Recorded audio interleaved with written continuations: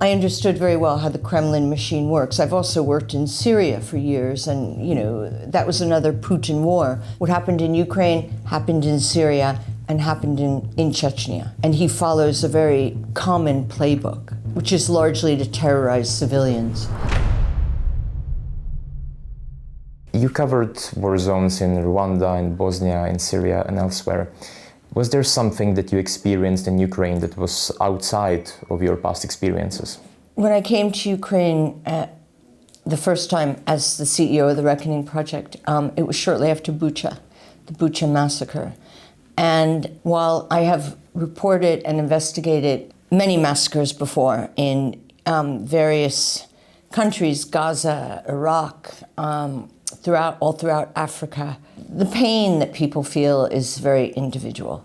But the individual pain that people feel and their stories are always unique. And each story is different. And one I remember in particular is a mother showing me a photograph of her son who, was a handsome young man, and then showing me a photograph of him after the Russian invasion of Bucha, and he was completely mutilated.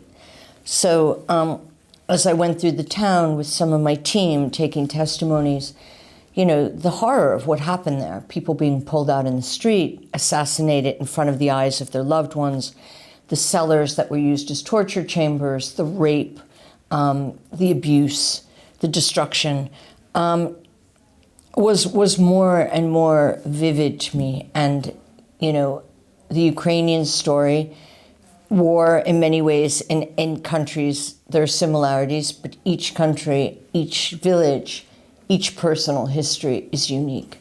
So it was, a very different thing in my mind than other conflicts I've covered. What was the motivation behind launching the Reckoning Project? I think for me, it was really about the fact that so many wars I've been in, I saw very little justice delivered to the victims.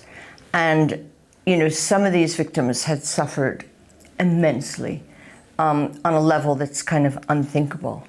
And they had no way of accessing justice. So, you often see heads of state who are brought to The Hague, but you never really see the people that committed the crimes in the villages. The people who raped or burned down houses or destroyed people's lives entirely. So, when the full-scale invasion happened in February 22, Peter Pomerantsev and I were looking for ways that we could have a greater impact than journalism, because journalism is, the most noble profession on earth, I think, aside from being a doctor. But it has limits to how far it can go.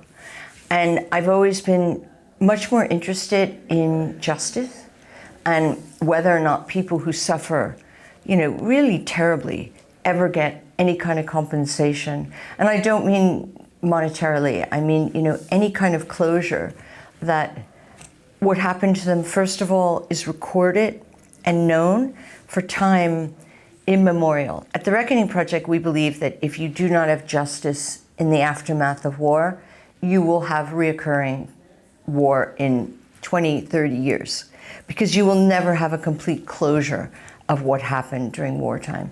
So it's really an essential part of any post-conflict resolution. Are there some aspects of experiences of vulnerable groups like women and children during the war in Ukraine that you think are underreported, that the public should be more aware of? We work intently on the deportation of Ukrainian kids. That's, I would say, has been the most important project we've been working on for 2 years, 3 years now. I'm always surprised at how few people outside Ukraine know about it. So, and it really is, the deportation of 19,000 kids. It might be 30,000. It could be a lot more than 19,000. And taking these kids usually from homes, from occupied areas, but also in some cases from their families, and bringing them to Russia to be Russified, indoctrinated, is a very serious crime. And we've been working on that very in depth, but I'm always really surprised when I meet people outside in Germany, in France, in the UK, in the USA, who don't know about it. So, in that way, I think it could be a bigger, it could be reported in a different way. You mentioned that with the Reckoning Project, you work specifically with local Ukrainian journalists. But how can Ukrainian journalists and researchers maintain the necessary objectivity when they're covering atrocities that are happening to their own country and even to their own communities?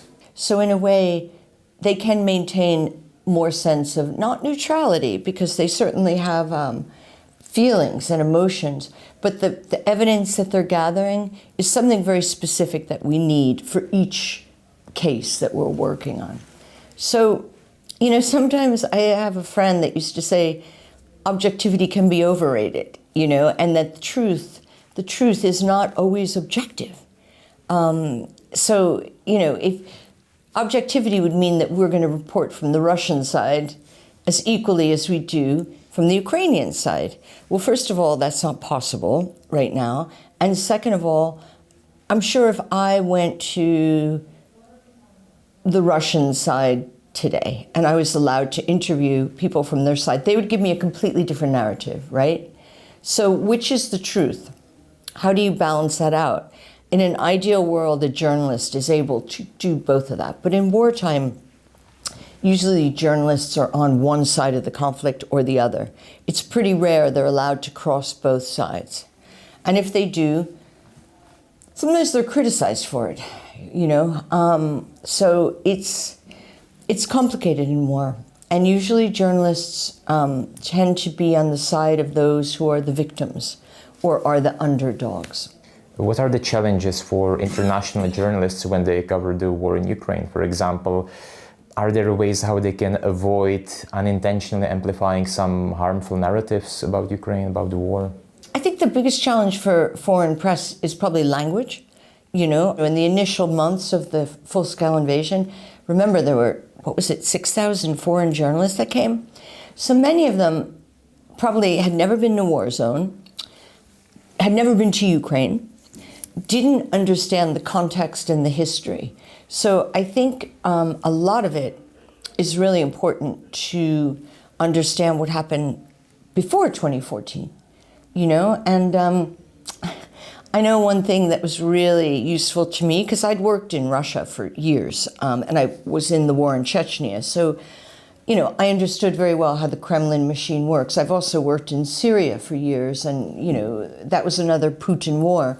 So for me, it's more about understanding the mindset of Putin and how he wages war and his patterns of criminality, which are very similar.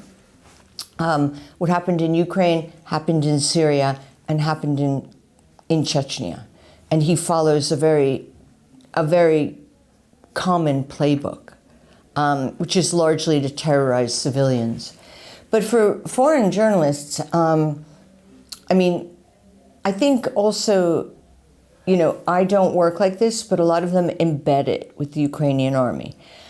So when you embed with an army, you're under their care, their protection. You're going to get their narrative no matter what, right? That is a difficult way to work, I think. And you get access to front lines and you get access to how soldiers are living. But it's also, I think, important for them to take the context, the entire geopolitical context, so the bigger picture. It's a common theme across various conflicts that international audiences become desensitized, they stop paying attention. Do you think that Ukraine is heading in the direction? I think Ukraine has gotten a huge amount of press attention, international press attention, and funding. I know there's always the need for more. But if you look at it in terms of other conflicts, it's really dominates the news, which is important for you, right? Because you need to continue keeping the story alive. If it falls from the papers, then it becomes a conflict that's forgotten. So the way I live in France, the French press covers Ukraine very, very well. the French TV, it's always, leading the foreign news. The UK as well, and the USA.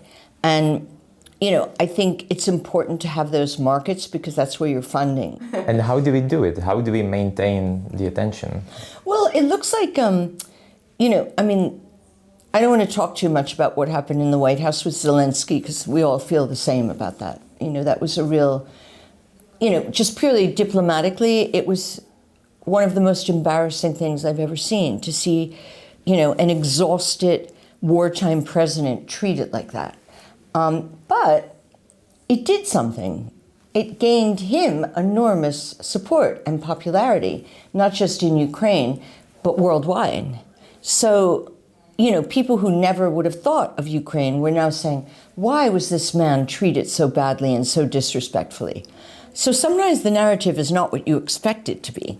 And I think that there now is a commitment to funding, to long-term funding of Ukraine and to support. And what's really important, I think, is that the EU said, okay, if we can't rely on America, we need to stand on our own 2 feet. And I think that's, as a European, I think it was a really important moment. So it shifted like that one, however long it was, 1 hour in the Oval Office, had enormous repercussions that in a sense were positive for what happened at that moment when all of us went, this can't be happening.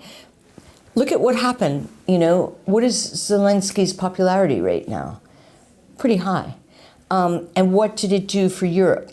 Europe got together and said, Ukraine is European, it's close to us, it borders Poland, it's 2 hours from France by flight.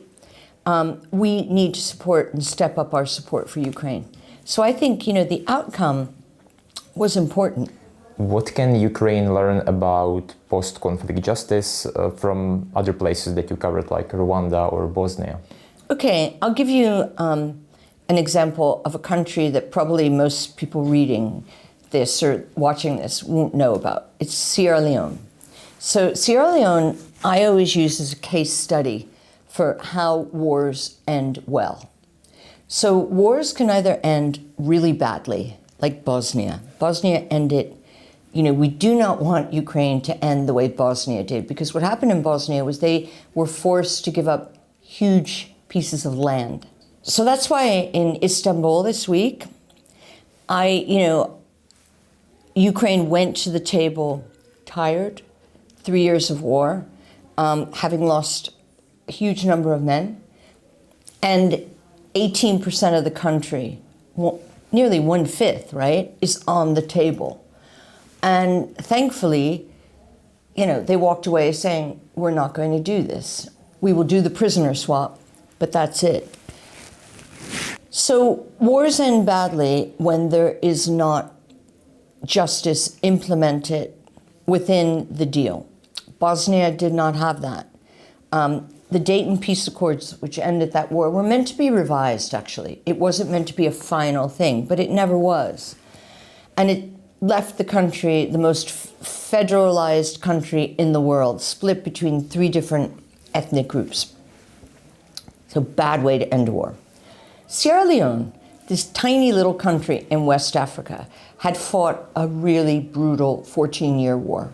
Terrible, terrible war against civilians, which some of the hallmarks of the human rights abuse were child soldiers, an immense amount of child soldiers, which I worked very closely on that theme. So how do you end a war like that, where one side has been so brutal? But it ended after a small group of British soldiers landed and basically pushed the rebels back and then made a peace deal with them to try to incorporate them back into Sierra Leonean society. So it was actually extraordinary, but also, removing the arms, rehabilitating society, bringing child soldiers, rehabilitation, all of them needed to be rehabilitated. It was a really extraordinary accomplishment. So 25 years later, it's a war that really it's a country that is moving along.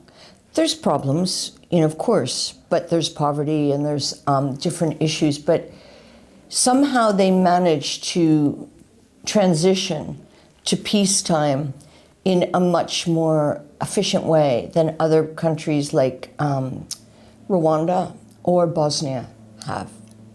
So I hope when the time comes for Ukraine to make a deal, that justice will be absolutely part of the deal at the table. Thank you for watching this video.